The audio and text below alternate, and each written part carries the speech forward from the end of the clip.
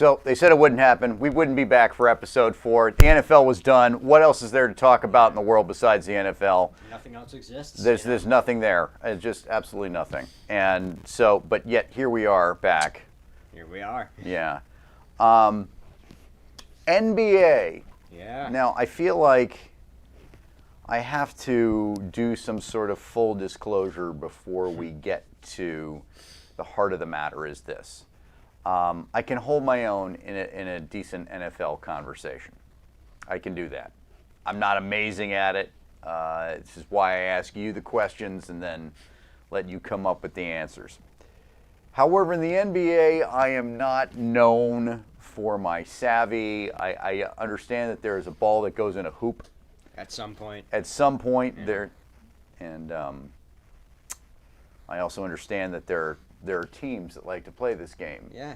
And they come from different cities and something about like the New York like Pants or something. I don't know. There's something a team named after Pants, which and then of course we have a Boston team that's Irish or something. It's Irish, but apparently doesn't like to pronounce it the way that the Irish do. No, that would be insulting. Almost thumbing their nose at the man, if you will.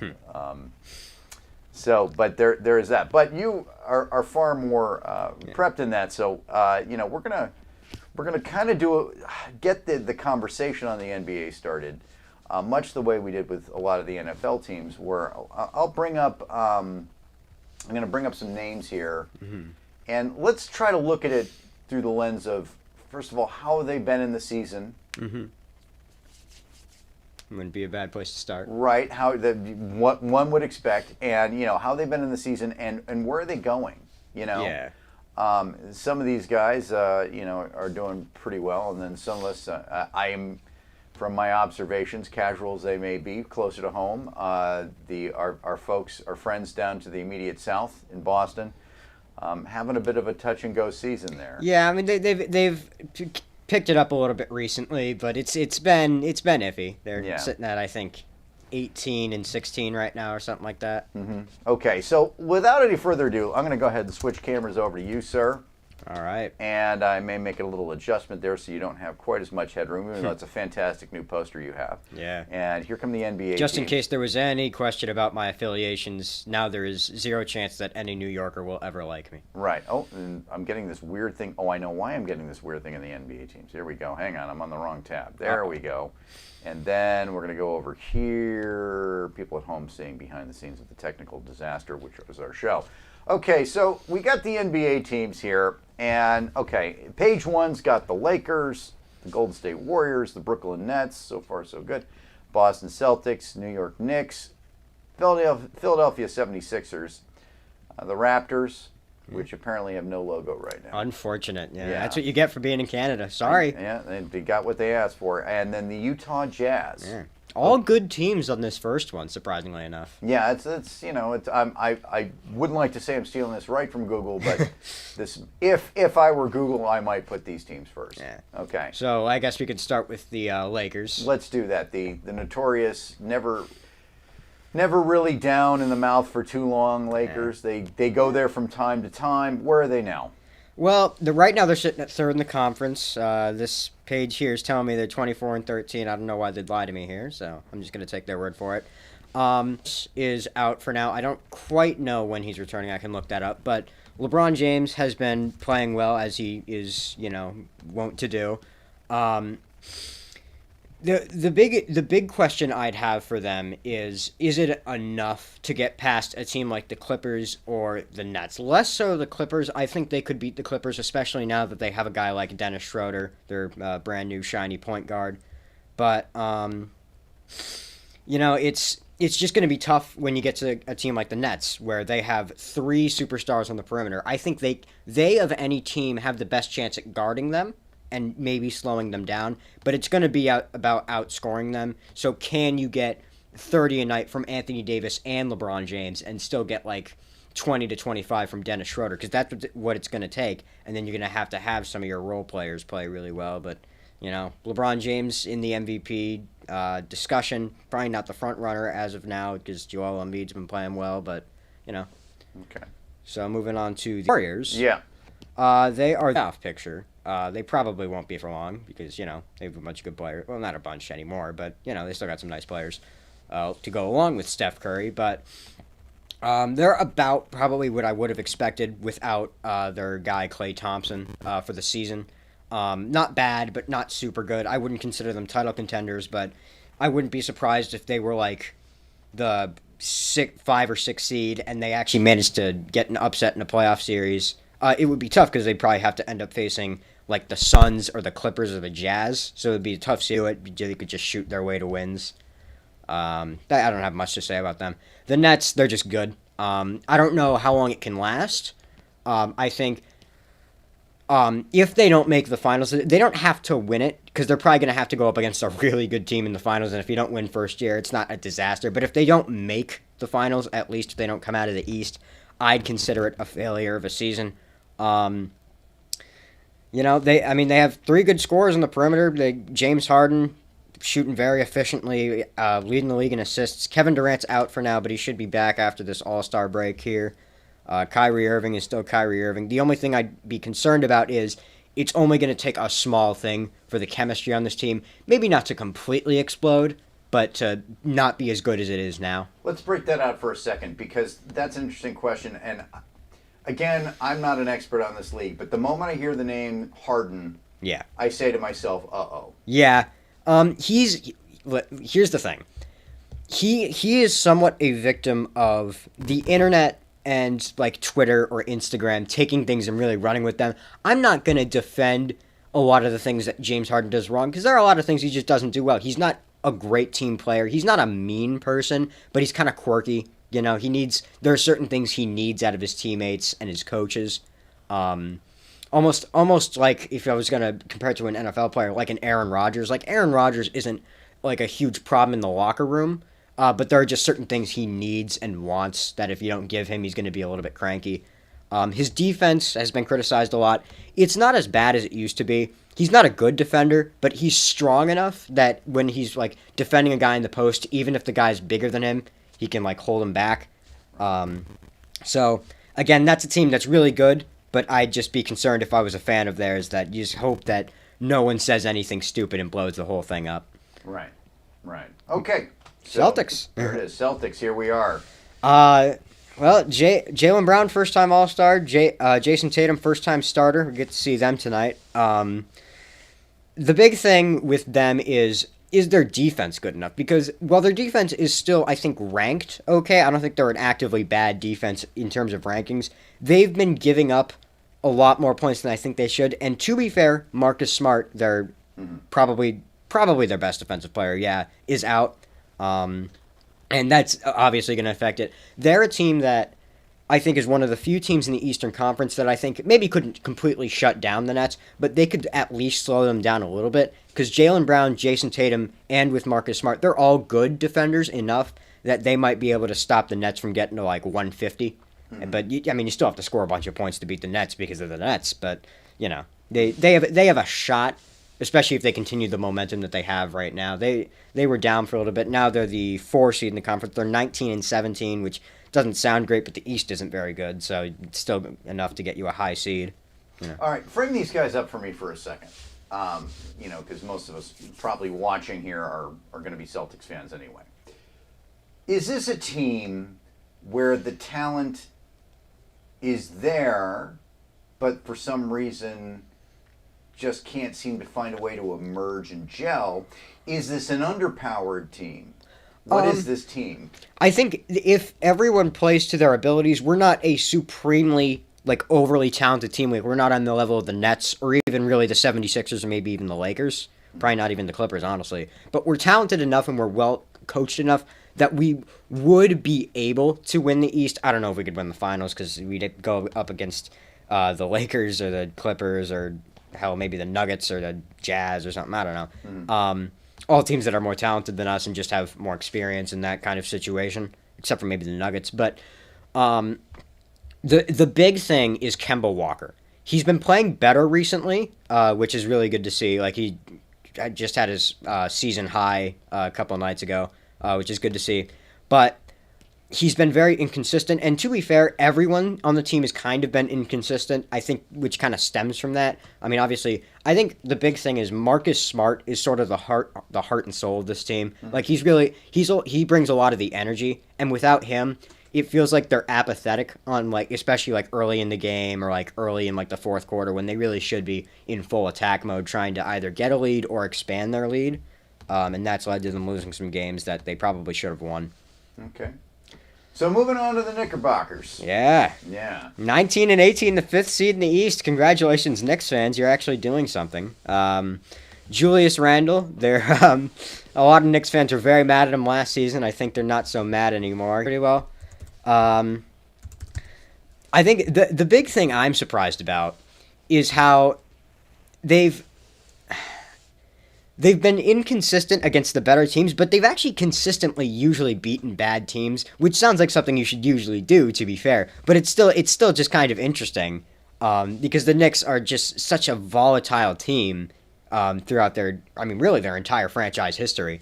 But they consistently beat the teams that they usually should beat. They're not great against good teams, but you're in the Eastern Conference, so you get kind of a break with that. I mean, hell, let me see here. There's only 5 teams in the East with a winning record. Everyone else is either at 500 or below. So I wouldn't be surprised if they got into the playoffs as the 5th or 6th seed. I don't think they could win a playoff series. I just don't think they have the firepower, unless Obi Toppin really explodes in the second half of the season. But, Right. 76ers. Leading the East right now. I don't know how long they'll hold on to that because the Nets are starting to catch fire here, but Joel Embiid, probably the front runner for MVP. He's averaging like 30 and 14 rebounds, I think, which is pretty ridiculous. Ben Simmons is a guy who I've personally been critical of before, but I think when he doesn't need to be leading the team, he's fine because he's a very good defender. He's very good at getting to the rim and getting into the paint and attacking the basket. He's a good passer. He's a good rebounder just because of his size. He's not a good shooter, and I don't think he ever will be. I don't know if it's a lack of effort or he's just not built to be a good shooter, but I just don't think he ever will be one, which is really what I think that's the big thing that concerns me is because he's their point guard and he can't shoot. They have other shooters on the team, like they have Seth Curry, they have Joel Embiid actually is shooting like 42% from 3, but they've managed to sort of fill that hole, but I do worry when they go up against a team like the Nets, they might need some shooting out of him that he just can't give them. That's about all I have to say. Moving on to the logoless Raptors here. Too bad. Sorry, rough break, guys. I mean, they're the 8th seed. They're 17-19. They've been playing. They started out the season pretty bad. I think at one point they were like the 12 seed and they had only won like 5 games or something. But they've been playing well recently. They still have a losing record, but they're in the East, so it doesn't really matter as long as you get hot at the end of the season. You can sneak in. They're not a team who I have much to say about because they're always just kind of the same. They're pretty good. They're well coached. They can win a playoff series or two, but ever since Kawhi Leonard left, they just can't quite contend for a championship because they don't have the firepower and they don't have really like that one star presence on the court that draws people to like when Kawhi Leonard was on the team. First of all, he's just really good, so he's just going to elevate your team. But also, he would draw like a double team, which would leave another guy open. And they have good enough players that if they're left open, they're going to hit their open shots. So that's what elevated them to a championship. But without that one star, I just don't think they can win a championship. They can be really good, but Utah Jazz somehow leading the West. I still don't know how this is happening, but they're 27-9. I think the big thing that surprises me is the lack of like a real like MVP like they have all-stars. They have Rudy Gobert and Donovan Mitchell, both all-stars, both pretty good players, but they don't have like one guy who you really think of as a guy who can take over a game. Donovan Mitchell can kind of do that, but he's not like on the level of Kevin Durant or a LeBron or an Anthony Davis or hell, I'd argue not even a Jason Tatum. But they're still really good. They gel as a team really well, which is a big thing for them. I don't know if they can win a championship just because of their lack of firepower, but this is a good thing to see if you're a Jazz fan, because if you can get one more like superstar level player, you could be a very dangerous step for a long time, because they still have a bunch of guys who are young in this team. I mean, Rudy Gobert is kind of getting up there, but he's still young enough that he's still going to have like 4, 5, 6 years left of like prime production, or not really production. He's more of a defensive guy, but you know. Okay, moving on to the LA Clippers. All right. Well, they're the 4 seed right now, 24-14. Sort of going on a bit of a revenge tour, trying to avenge their loss in the Western semis last year. That was tough to watch. Tough to watch. That was the beginning of getting sucked into basketball for me. Was watching the playoffs last year, and hearing all the stink about the Clippers and how this could be their year. Yeah, finally they could break through. But speaking as a former LA resident who was given Clippers tickets because nobody wanted them, and then going to a half-full stadium, you know, this is, okay, I'm dating myself. It's like 20 years ago. Yeah. But and things have changed, obviously. But to see, you know, all that, and then for them to just lose the way they did, it was rough.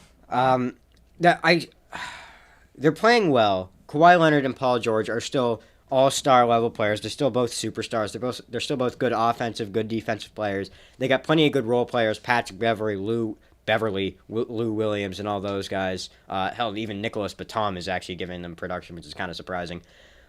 I just worry about them in the fourth quarter, because even in the regular season now, Kawhi Leonard and Paul George have both been struggling hard in the fourth. I think it was like 5 days ago only that they went like 0 for 10 in the final 3 minutes of the game, which you just can't do when you're the 2 superstars on a team. So I think they'll finish as a top 4, maybe even 3 seed if the Suns don't quite keep it up, or even the Jazz don't.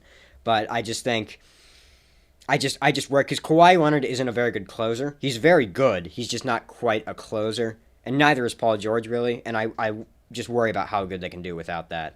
Right. Yeah. Okay. So moving on to the Miami Heat. Miami Heat, who have sort of underwhelmed. They're only 18-18 right now. Again, still in the playoffs because they're in the East. So you know you get a bit of a booster just by that very By virtue. geography. Yeah. But Jimmy Butler's been playing incredibly. I mean, he's been getting like it feels like he's getting a triple-double every night. That's obviously not true, but it feels like it. It feels like he's just dropping 30 on a regular basis. I don't know quite what he's averaging. I'll just look that up here. But I just think their run in the bubble last year, I think, was a bit of an aberration. Not that they weren't a good team. I mean, they were obviously good enough to win a playoff series, but beating the Bucks in 5 games was kind of incredible. And I think just hurtful. Yeah, I think the big thing you saw was guys like Tyler Hero and Duncan Robinson kind of playing above their head. Not that they're not both good players, but they sort of, because of the lack of like fans and the fact that you were in one place the whole time. I'm not trying to invalidate what they did. That was an incredible run by them, but it felt more like it was more probably what those kinds of guys are used to, because they're so young. They've probably been in AAU tournaments more recently than they have NBA games. Well, not more recently, but they're very used to that kind of environment, as opposed to a team like the Milwaukee Bucks, who they beat. Who that's a lot of older players like Giannis Antetokounmpo or Eric Bledsoe, who aren't like old, but they're not young guys. They're more accustomed to the atmosphere of a home game or an away game in the playoffs, where it's loud. You got like people screaming at you from courtside. They didn't have that this year, except for the guys on the benches, and they can't make that much noise. So, right. Yeah. Okay. Charlotte Hornets, Michael Jordan's team. 17-18, the 7th seed in the East right now, so they'd be in the playoffs. LaMelo Ball has exceeded my expectations quite thoroughly. He's developed into a very good shooter. He's still a good defender. It's what we expected. I'm actually very surprised at how well he's been shooting, because even when he was over in Australia, he wasn't even shooting that well from 3 over there. So I expected him to struggle from 3, but he's shooting, where is it now? He's shooting 38% from 3, excuse me, but he's on a streak of averaging like 16, 8, and 8 or something like that. Mm-hmm. Ridiculous. He's probably going to be the rookie of the year. I'm surprised they didn't start him sooner, but they did make him earn the role, which I do respect. You can't just elevate a guy to the starting spot. I mean, they drafted him high, but still, Right. But good job, Hornets. Mm-hmm. Okay, Antonio Spurs. The San Antonio Spurs. They're basically the Spurs. They're 18 and 14 in the 7th seed in the West. They don't get the luxury of being in the East, where just winning like 50 games gets you to the 1 seed or something like that. But they're basically just what the Spurs always are. They're not a very loud team. They don't have a lot of drama surrounding them. They're well coached. They have a bunch of nice players. I just don't think they can win the championship because LaMarcus Aldridge. If it was like 10 years ago, I'd say, oh yeah, definitely, because they have LaMarcus Aldridge, who used to be really good. He's still good now, but he's just not as good. They have DeMar DeRozan, who's a really good mid-range shooter. But they just don't have the superstar power, unfortunately enough. Mm-hmm. Houston Rockets? They got rid of James Harden in the trade, and for a while it looked like it was actually going pretty well for them. They went on like a 3-game win streak after he got traded. But since then, they are on I think, 13-game losing streak now. They're the 14 out of 15 seed in the West. It's just not looking great. The only team worse than them in the entire league are the Pistons and the Timberwolves, which is not great company to be in. It's just, they're bad. They're just a bad team. That's unfortunately. Yeah. Phoenix Suns? Let me think about this. What do I want to say about them? Chris Paul's been playing well. He's basically what Chris Paul is. He's averaging, I think, let me look at here. I think he's averaging like 19 or something like that. But he's, basically the numbers you expect from Chris Paul at this stage in Chris Paul's career. Devin Booker is giving you what Devin Booker usually... His production's a little bit down, but that's because you have a guy like Chris Paul on the team. Mm-hmm. They're They're the 2 seed in the West, so, looks like they know what they're doing. Dallas Mavericks. Just been underwhelming all season. They're the 8th seed in the West right now. They're 18 and 16. Luka Doncic's shooting flaws have really been exposed this year. You could kind of tell last year, but really this year it's come to light. He's not an actively like horrendous shooter. Like he's not like Russell Westbrook level or like Ben Simmons level, if you want to go to the extreme. But he's just not, as far as I know, let me look it up. I think he's actually shooting below league average from 3. Let me look here. 3-point percentage. Oh no, he's shooting like 36, which isn't bad, but it's not great. He had obviously that moment in the playoffs last year, that buzzer beater 3-pointer that won him that game, and all of a sudden he went from being somebody who was kind of like, he's not doing all that great, to, oh my God, he's him. Well, and then after they lost that game, he was back to being in the mud. Well, I mean, he was an all-star that year, so he wasn't like stuck in the mud or anything. He just wasn't quite like on the level of all the other superstars. Right. I think people expected more out of him. Yeah, no, because he played really well in that series. It just wasn't enough because the Clippers were good enough. But actually, that was kind of the beginning of the end for the Clippers. You could tell it really shouldn't take you 6 games to beat a team with no defense. But that's besides the point. My big problem with the Mavericks is in the offseason last season they had the best offensive rating for any NBA team in history. Like statistically they were ever seen, but their defense was horrible. So they were like the 7 seed, I think. Yeah, they were the 7 seed because they played the Clippers. And they managed to win 2 games, but it just wasn't enough. So you'd think, okay, they're going to go out and address defense, but they really didn't. Mm-hmm. So I don't know what Mark Cuban's plan was. They're still a good team. They're going to make the playoffs, but it's just, I don't know. Right. Yeah. All right, Chicago Bulls. They've actually been surprising. Let me see. I think they're out of the playoff race right now. They're the 9 seed, but they're still right in the thick of it. They can still make it because, again, East is bad, as it usually is. Zach LaVine, first-time All-Star. He's been averaging like 28, 5, and 5, if I'm correct. I think I'm remembering correctly. He's just I've always been a fan of him. I really like him. Him, Kobe White. Their big problem is just consistency. They'll go out and they'll beat like a pretty good team, and then they'll go out and lose to like, I don't know, who have they lost to? I think they lost to the Wizards at one point, and they're just not very good. I think they lost to the Cavs. They're not very good. So it's just they're a very young team, and I don't know how I feel about their coach. I don't know if it's a bad coach. I don't know if it's a good coach.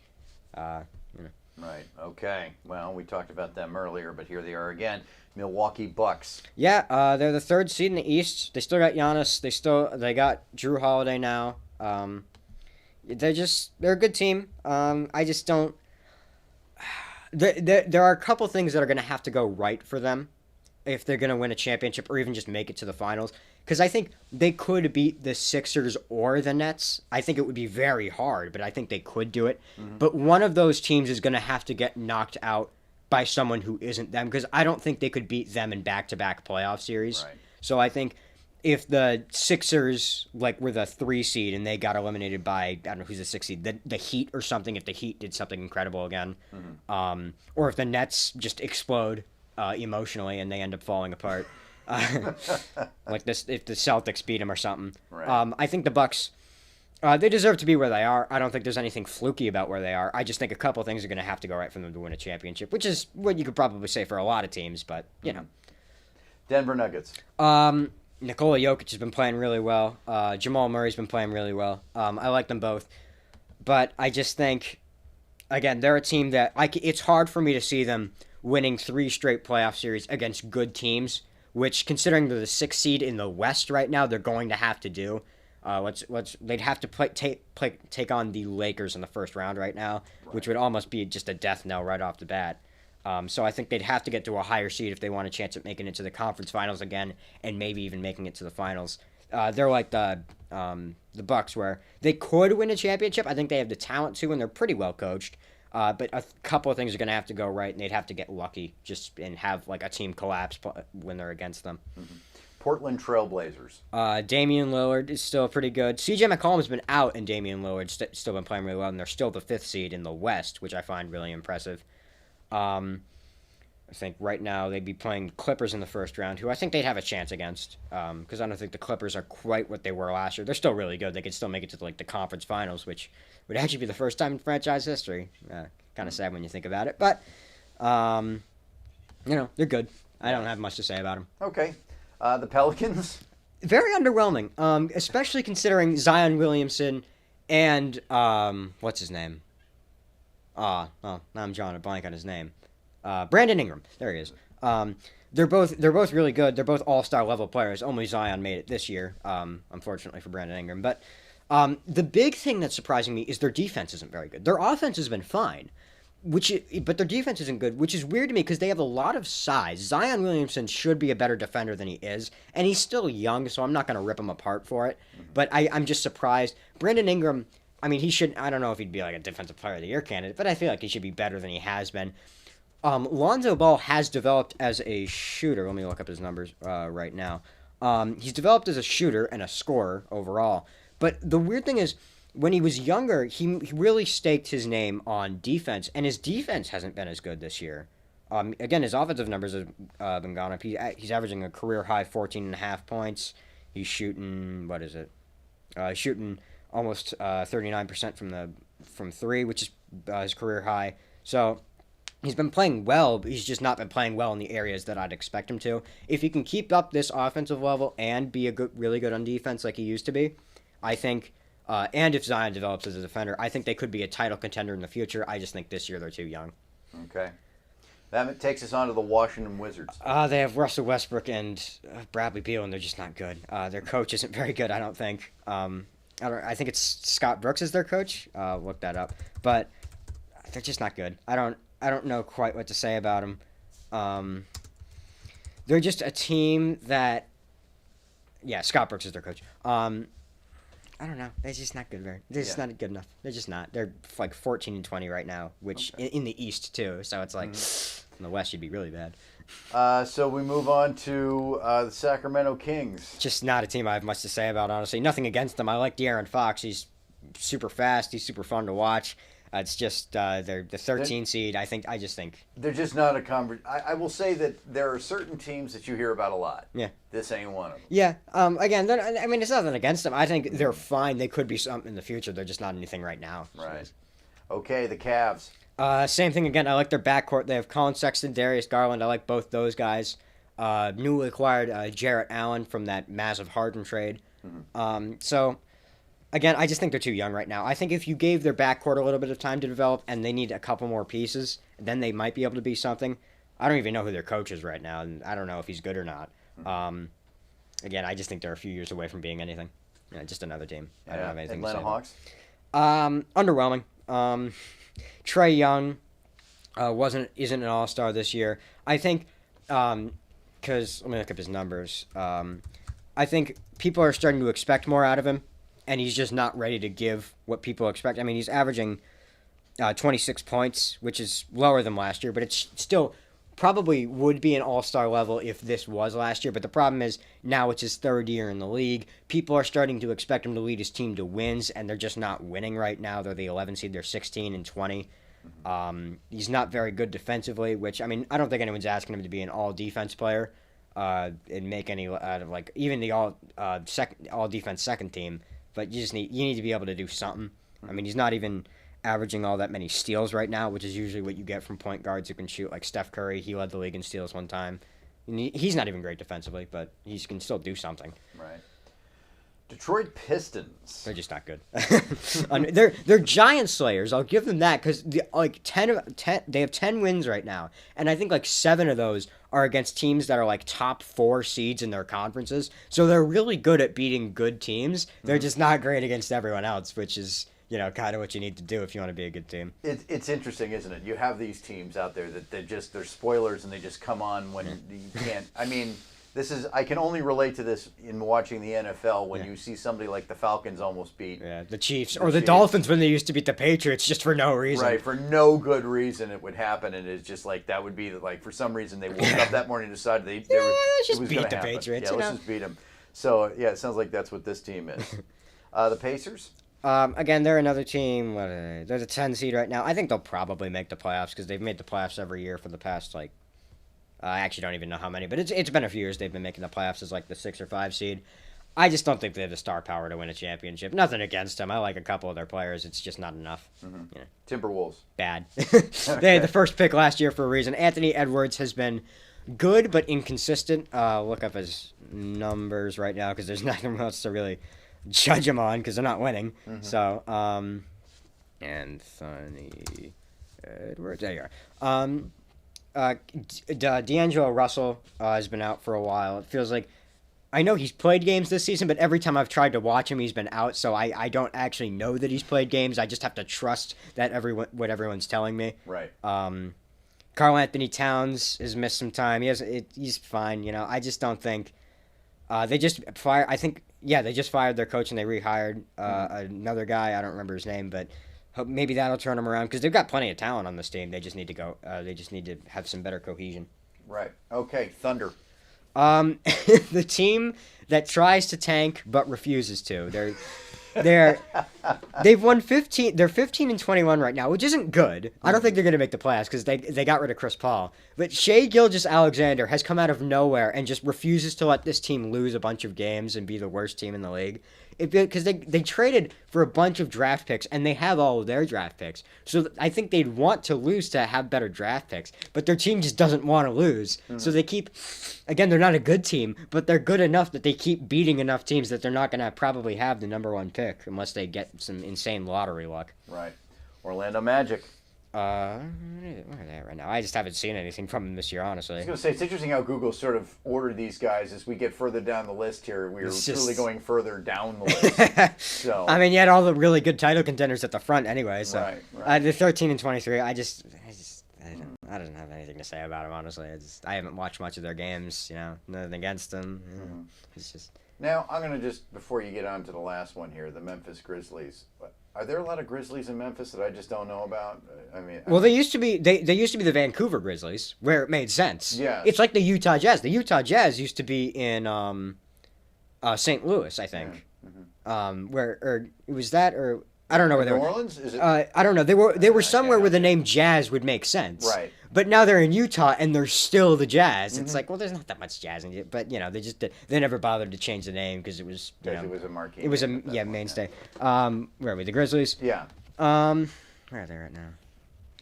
They're the 10 seed. They're 16 and 16.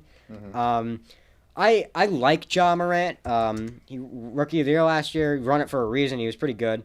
I just don't think they're good enough. I just don't think they have the firepower. I don't know how good their coach is. They're another team where I don't even know who their coach is. I haven't watched much of them this year, but it's just another team. All right, so let's pivot a little bit here because we've talked about the teams individually. Let's talk about the NBA in general in a couple different dimensions. First of all, contrast for me the season last year where they had everybody in the bubble versus the season this year Which did you like better? I think so far I've just liked this better because you can see every team. I mean, it was only the end of the season last year where they in the bubble. If I had to compare it to with fans last year, it wouldn't even be a contest. I'd prefer fans, but obviously you can't do that right now. Right. Until vaccines have been fully rolled out, and even then, you'd probably slowly do it.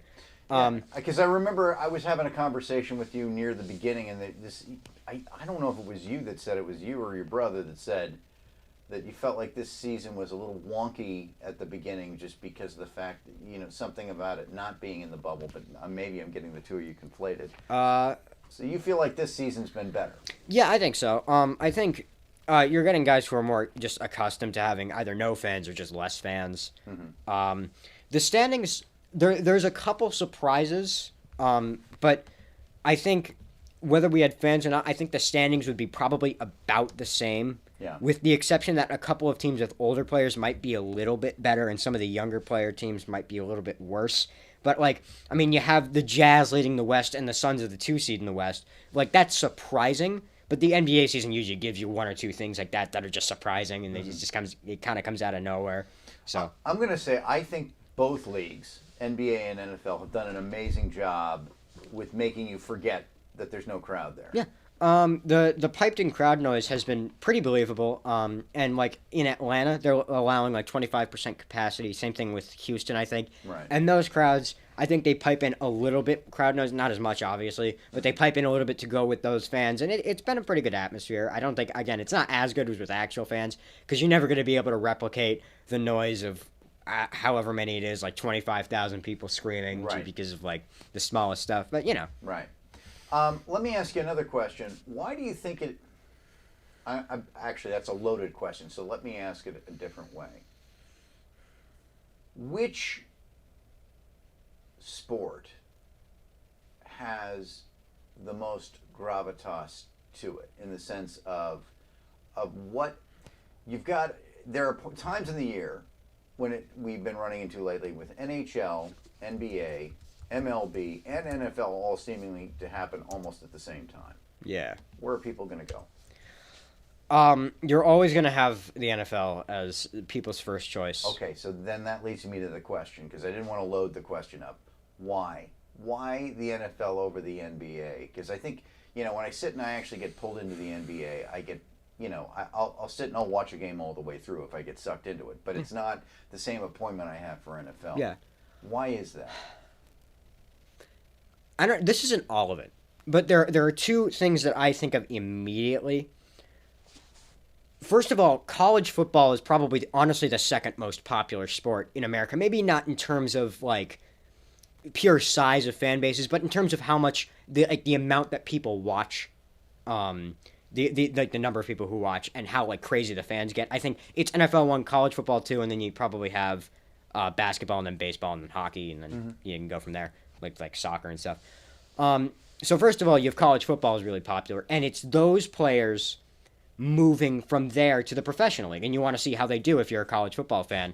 And plus, most people are college football fans purely by the virtue of they went to a college, and you have a plaque on your wall reminding you, hey, you went to that college. So if you went to even a somewhat big college, maybe it doesn't even have to be a college football powerhouse. If you went to Oklahoma State University, they're pretty good at football, but they're not great, but you're still going to root for them because it's your old college. Mm-hmm. And then also, NFL players tend to be a bit more relatable. Not that NBA players aren't, because NBA players go through plenty of struggle to get where they go, but there's there's only 2 rounds in the NBA draft, because once you get past there's not enough elite talent to justify having more rounds. Mm-hmm. So it's a lot of... And plus, the rosters are just smaller, so you don't have that much space to fill. The Right. NFL, half the players are undrafted. And you hear a lot more, stories about, someone who walked on. Like Baker Mayfield. He walked on twice in college, and then he ended up being the number 1 overall pick. That's a lot more relatable than a guy even LeBron James, who has a relatable story, that's not as relatable as being, a college walk-on 2 times over. Because LeBron James, he's 16 years old. You're on the cover of Sports Illustrated. Mm-hmm. That's not relatable. That's great. And he had an incredibly tough childhood, and it's amazing that he got to where he did. But I just don't think it's quite as relatable. And also, you have to think about the fact that there's 82 games in an NBA season. There's only 16 in the NFL. So if you lose a game late in December, towards the end of the NFL season, it could screw up your whole playoff seeding or even just knock you out of the playoffs. In the NBA, if you lose a game in April before the playoffs start, even then, it's like, yeah, I mean, that might screw us up a little bit, but I mean, end all be all, we're going to end up in the playoffs, and even if we're a lower seed than another team, we have 7 games to beat them. In the NFL, you could be the better team, but if you're the road team and you have like an off day, the other team wins. So games just mean more in the NFL. So more people are going to watch. People are going to be more into it. Mm-hmm. It's just what you're going to get. See, I'm actually genuinely asking the question because in this situation, I don't watch the NBA nearly as much as I watch the NFL. But again, you put me down and say, it's on. After a while, I'm going to get sucked in and not want to get up. Especially, I'll tell you this much. I'm more likely to say I'll check back in the fourth quarter. Yeah. Oh, yeah. Because yeah. Part of it is things just happen more rapidly in NBA games. Mm-hmm. So it feels like it means less. If a touchdown scored in an NFL game, even if it's a high-scoring game, it's still like a big event because touchdowns are just hard to get. Right. Like if someone hits a 3 in a basketball game, like it could sway the game a little bit, but it's especially if it's not in the fourth quarter, it's kind of forgettable. It's like, oh, okay, they scored again because the final scores nowadays, like scores used to be like 78-85, and even those games, most of the individual scores were like pretty forgettable. Now games are ending like 120 to 130, and it's like one individual bucket isn't going to get you sucked in. Even a field goal or an extra point in the NFL means a lot because missing an extra point could be the reason you lose a game. Yeah. So you have to watch. Right. Okay. So, final question of the day on the NBA. From where you sit right now, who are likely champions of the league? Who are the most likely teams?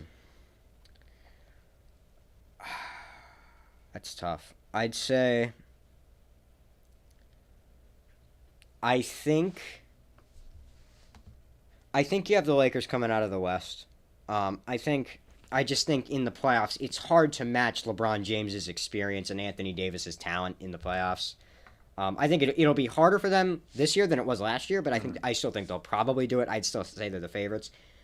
And then in the East it's tough because I don't know if I'd pick the 76ers or the Nets, because the Nets have all the raw talent, but I think the 76ers, they have Doc Rivers. I think they're just a better coach team, and I think their size could sway. Plus, they have a bunch of good shooting now. Don't quote me on this, but I think I'd say the 76ers come out of the East, the Lakers come out of the West, and I'd take the Lakers to win in 6 in the NBA Finals. Wow. Okay. All right. We got that down on recording, so we'll see how that goes. Now, what are the dark horse teams on both sides? Let's go with that. Dark horse teams, they're not quite a dark horse because they're the 2 seed right now, but the Suns, I think nobody's really thinking about as a championship contender purely because the Lakers and the Clippers are the Lakers and the Clippers. Mm-hmm. But I think I wouldn't be surprised if they made the finals, at all, because Chris Paul has a bunch of experience. He's gained a reputation as a guy who melts down in the playoffs, but he doesn't really. He's had some bad moments, but it's not enough for me to say bad. A team like the Trailblazers, I think, could, simply because they're playing this well right now without C.J. McCollum, who's their other star in the backcourt. So again, it would be incredible. A couple of things would have to go right. Same thing with a team like the Nuggets. A couple of things have to go right for them. They could do it. I'm always going to be biased towards the Celtics. I'm always going to think they have a chance. They're the 4 seed right now, so they'd end up taking on the... That's the thing about them is they do always have a chance, but there's just some place where they kind of fold in and... because the problem is, I like Brad Stevens as a coach. Don't get me wrong, I don't think we should fire him at all. But sometimes he struggles late game in the playoffs with coaching. Mm-hmm. Even with his incredible coaching performance last year against the Raptors in the Heat, against the Heat, he seemed to just not understand what the zone defense that the Heat were throwing at us. And he just couldn't quite figure out how to break it. Right. So they is it a management problem? Let's just ask the question. No, not at all. Danny Ainge is a very good GM. I think the problem is they traded for a guy like Kemba Walker, and he didn't quite live up to it last year in the playoffs. I wouldn't put that on them. I think it's just a thing where Kemba Walker, despite the fact that he's a veteran, he wasn't in the playoffs very much because he was in Charlotte when Charlotte wasn't very good. Right. So they're another team that I wouldn't be surprised. The Heat could, just because of their experience, and now they've proven that they can get to the finals, so they might be able to do it again. And then, what's another team? I'll just do one more. I think the Warriors could.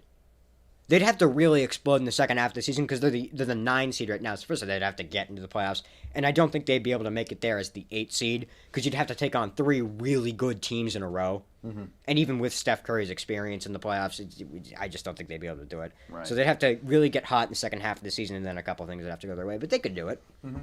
Okay. So, well, we got a little bit of time left here, and as promised in the text below the screen, we're going to take a few minutes to talk a little bit about something a little bit different than sports. So I'm even going to go ahead and turn off the NBA logo for a moment. And the Untitled Show now. Yeah, we're the Untitled Show now. So, a little tradition here in the Giessler household. Every Friday night we are heroes of the local economy. We go ahead and order takeout from one of the restaurants in town, and then we park ourselves in front of the TV to watch Wandavision. Yeah. Okay. That's not going to happen anymore. Well, yeah. Well, we've got the Winter Soldier, the Falcon and the Winter Soldier coming up. It should be fun in the near future. But of course, we've done all 9 episodes now. Mm-hmm. How did the MCU do on this one? They did well. I think I'm very glad that they're not going to extend it to a season 2 because I think what we saw at the end there is just going to go straight into the Doctor Strange movie because Wanda's supposed to be in that movie, right? Which is good. I didn't want a season 2 out of the show. I just didn't think you could extend the plot in 2 seasons. You know, okay. I felt like the first couple episodes were arduous. Yeah. Just absolutely arduous. Yeah, I wish they had gotten the plot outside of the what do they call it? The hex. I wish they had gotten that going a little bit sooner. Mm-hmm. If they because I didn't have a problem with what they did in the first couple of episodes, like in the hex. But if they had some more stuff out of the hex in the first couple of episodes, I think that would have made it more worth it to watch those episodes. Yeah. Yeah, I mean, there were a couple of things that were like sort of weird to me, like I guess she's a witch, so she can just kind of cast a magic spell. But I was surprised that Agatha was able to give that random guy who just so happens to look like Quicksilver from the Fox movies. I was surprised she was able to give him super speed.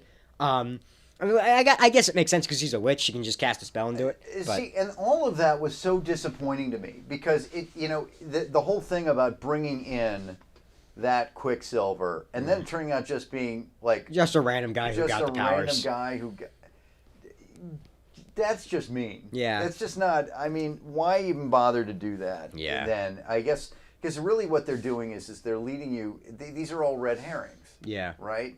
But they're not like good red herrings to get you, sort of off the premise. We established very early on that it's Wanda doing this to everybody. Yeah. Right. And so, what's hilarious is, and this was the part that I know that I was having trouble processing, like why did the last episode fall short for me? It's because, Agatha was brought in so late. Yeah. Then that's where I think getting the plot outside of the cube would have benefited them because you could have brought in Agatha and really revealed who she was earlier, right. And then you could have had because it felt like I didn't hate the ending. I didn't hate how they did it where she puts like all the runes around and then Agatha can't use her magic anymore. I thought that was pretty clever. But I just wish they had that a bit more drawn out because it felt like the plot got resolved a little bit too quickly. Right. It was almost like they just said, you know what, we need an actual external villain, so let's just bring her in like, what was it, episode 7? Something like that, yeah. 8? Out of 9 episodes, she finally goes, it's me, pulls off the mask and here I am, which is fine.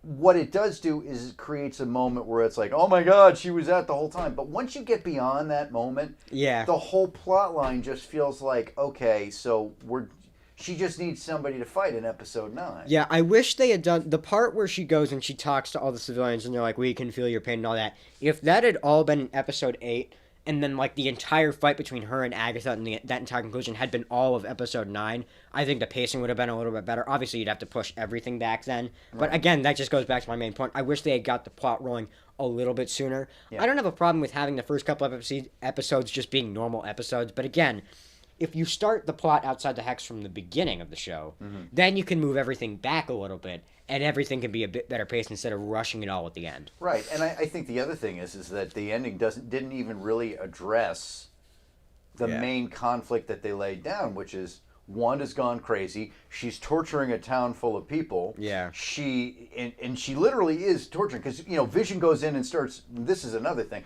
Vision goes in and starts releasing people. Yeah, and they're like screaming. They're like, "Oh my please God." don't make me go back. And then he puts them right back in. And it's like, well, what did that serve other than to just give him peace of mind in the moment? Yeah. Really, the antagonists were the protagonists. Yeah, and I think So- that's something that they're probably going to pick up in the Doctor Strange movie.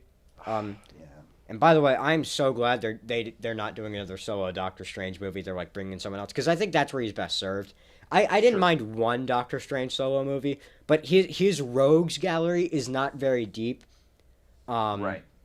And especially in terms of, like Dormammu is probably his most iconic villain, and most people don't even know who that is.